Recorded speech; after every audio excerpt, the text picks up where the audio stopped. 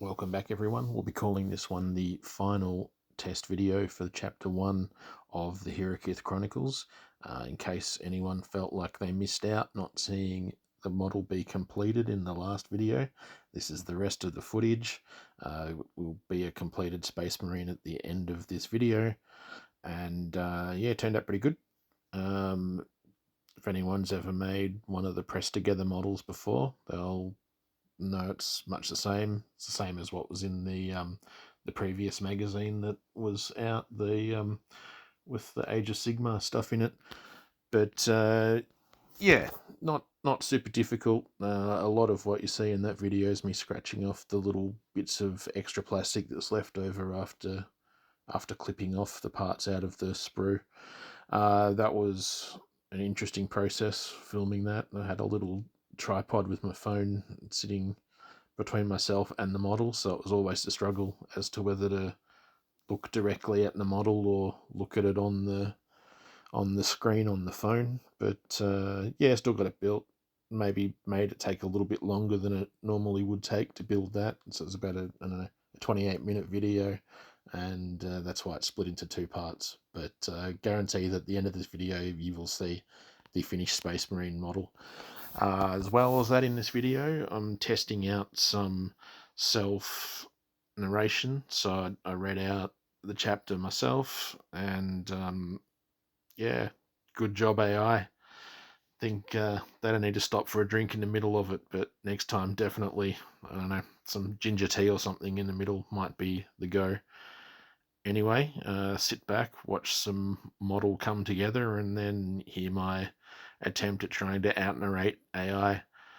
It sort of makes sense anyway. Like, I always preferred the stories like the sci-fi ones where it was someone actually narrating it over the AI ones anyway, but I don't know.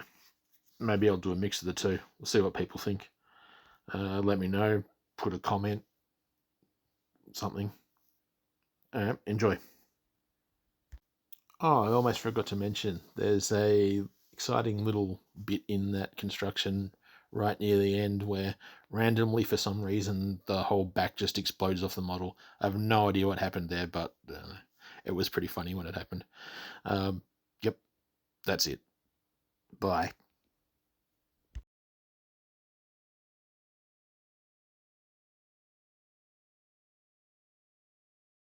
Theodore Alballard felt the ground shake from the force of a massive explosion that he heard moments later.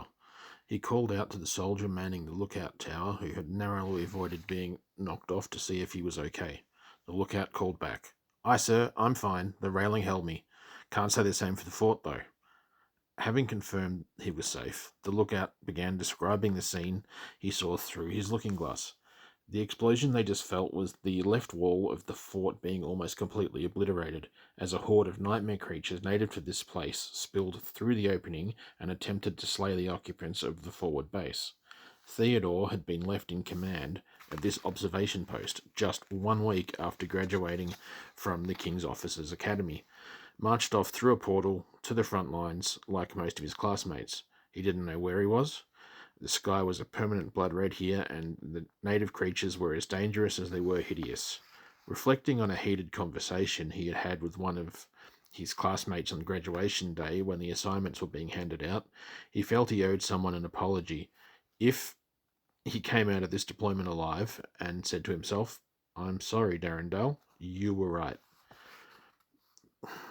The lookout brought Theodore back from his reflection with an excited update. "Sir, our troops appear to be staging a counterattack. They've formed a heavy cavalry unit into a wedge formation and are cutting a path through the foul beasts." "Yes, give them hell, boys." "That's more like it." Oh no, what's that thing?" Theodore saw the lookout crouch down and grasp the railing. Moments later, another massive explosion. "Sorry, sir, I think I found out what obliterated the fort wall before. It's like a giant war machine made out of flesh, and it pukes out fireballs," said the lookout. "It's okay. Just keep me posted, and do what you have to do to stay safe," answered Theodore. Theodore went off to see what he could do about making the observation post more defensible, calling everyone at the post to attention. Apart from the lookout and himself, he had one engineer, one mage, 20 infantrymen, and 10 yeomen from Ugrove, and the captain, a silver-haired elf of an undetermined age, as well as one communications officer who we referred to as the bird guy, since that was how he was supposed to communicate back to headquarters. Tie a letter to the bird and let it fly back. Theodore's orders were to hold the outpost and wait for the nearby energy fluctuation to stabilize, then report back, by bird, what came through. According to the archmages, these fluctuations are nearly always some sort of portal or gateway forming, and it is important to know the specifics for strategic reasons. Theodore addressed the troops.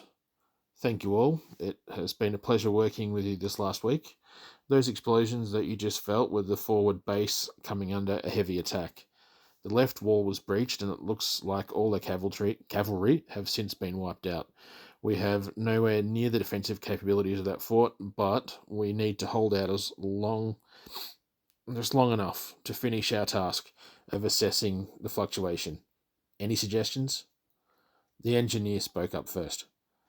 I could take the infantry in 2 shifts and start building some earthworks. That will help us against any ground-based troops they may throw at us. The archer captain spoke next. We have a huge supply of arrows, just not enough archers to shoot any sort of meaningful concentrated volley. But we can certainly pick off single targets. It's a start. Anything that will buy time or slow the enemy will help. Wait, don't you outrank me as a captain? Theodore asked the silver-haired elf. No. There was an accord signed between the humans and the elves of Ugrove long ago. I can only train and command archers from Ugrove, but I cannot obtain a human military rank, said the captain. Well, that's confusing, but if you say so, said Theodore. It makes perfect sense, really. I'm fine with it. Once you realise I also trained these archers' grandfathers, they would have needed to invent some new ranks for me by now, replied the elf.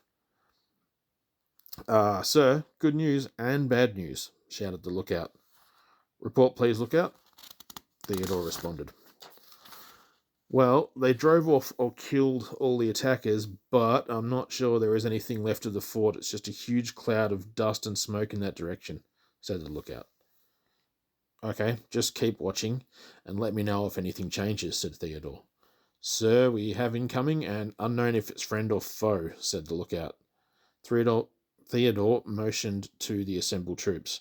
They moved to what little flimsy defensive positions they currently had and awaited further instructions. Thank the gods. Banners of Hierarchiths. The survivors from the fort, but they don't look too good, said the lookout. The troops stood down from their ready positions and prepared to receive the survivors. Some of the yeomen and the captain had some medical skills. They were fortunately able to patch up one of the survivors who happened to be a priest. This was enough for them to be able to start healing the more seriously wounded, while stabilizing others and setting up rudimentary triage systems. One of the survivors found Theodore and said, Congratulations on your field promotion, Commander, and handed him the commander's gorget, a fine piece of armour featuring the coat of arms of Hierarchith. Hierarchith.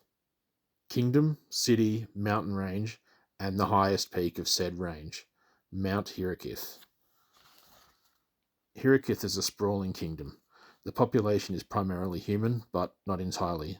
There are some scattered elven enclaves and 2 whole dwarven city-states within the borders of the territory considered to be the Kingdom of Hierarchith. Where there are elves and humans in the same vicinity, half-elves are an inevitability, the lure of the exotic, so to speak. The kingdom is in trouble. Outside the capital, a general state of lawlessness is dramatically on the rise. There is a heightened level of distrust between the commoners and the nobles, and the king seems to be doing nothing about it. However, there is a man with a plan to save Hierarchith, and he is recruiting. The opportunities are endless for anyone seeking adventure that is willing to do their bit to help. Before we get to that, though, let's take a quick look at the neighbours. Over the mountain range that forms the northern border lies an area referred to as the Northern Reaches. If you ask the average citizen of Hirokith what the Northern Reaches are best known for, they would likely tell you it is famous for two things: barbarians and the fur trade. The so-called barbarians are one of the human groups that make their home over the mountains. They are exactly what comes to mind when someone uses that term. Large, muscular warriors with a preference for wearing lots of fur to cover any unexposed flesh, carrying big weapons and rather uneducated sounding, to the refined ear of those further south, of course. Their speech does sound rough when they converse in the common tongue. This opinion is likely exaggerated, though, by the fact that encounters with barbarians tend to be exclusively in taverns, since most that do journey further south than the trading posts near the merchants' pass are adventurers looking to spend some of their loot on ale. The barbarians are technically the more civilized humans of the Northern Reaches, though, since they have permanent villages and architecture. The other human group in the Northern Reaches are the nomadic horse people, known to be excellent horse archers, but really only known to those that have been to the Northern Reaches or spend extensive period of time talking to barbarians. Traditionally, these two peoples have not gotten along well. The other people of the Northern Reaches are literally horse people, centaurs. They live in a forest known as the Haunted Forest. The barbarians and the horse people know to give this place a wide berth. To the west of Hirokith is the territory of the Torsian Empire, longtime foe of the kingdom. Current relations are in a state of peace, and it's been this way for a generation or two since the Accords were signed at the end of the last Great War. Much further west, beyond the shores of the Torsian Empire and over an ocean, lies the fabled desert kingdom of Jakovia and its trading partner, the fertile Masharu region. If one were to ask in any tavern what is south of Hirokith's territory, they would likely form the opinion that there is not much. Many places you'll be told it's mostly forest, or see someone answering with a shrug. Except if you happen to be in Melford, though. Then they can actually just show you, but that's a story for another time. The eastern edge of Hirokith is the shoreline. There are ports here for those that may be travelling or trading with the eastern continent. An incredibly unimaginative name, but it is at least something that both Hirokith and Torsia have always agreed upon. Hirokith City is the capital of the empire, nestled up against the imposing Mount Hirokith, built in a series of concentric fortified rings, with the inner ring housing the keep, the next ring housing the cathedral of most of the continent's paladin orders, then a ring for important nobles' houses, then lesser nobles, merchants, etc. The further out the ring is from the centre, the lower the social status of those living there. Of course, for every person living in the big city, there are many others living in small villages or towns dotted around the countryside. Small villages tend to be named after a significant landmark, perhaps the area's main industry, or even a significant historical event that occurred on that site. One such town is Springview, and this is where our story will begin.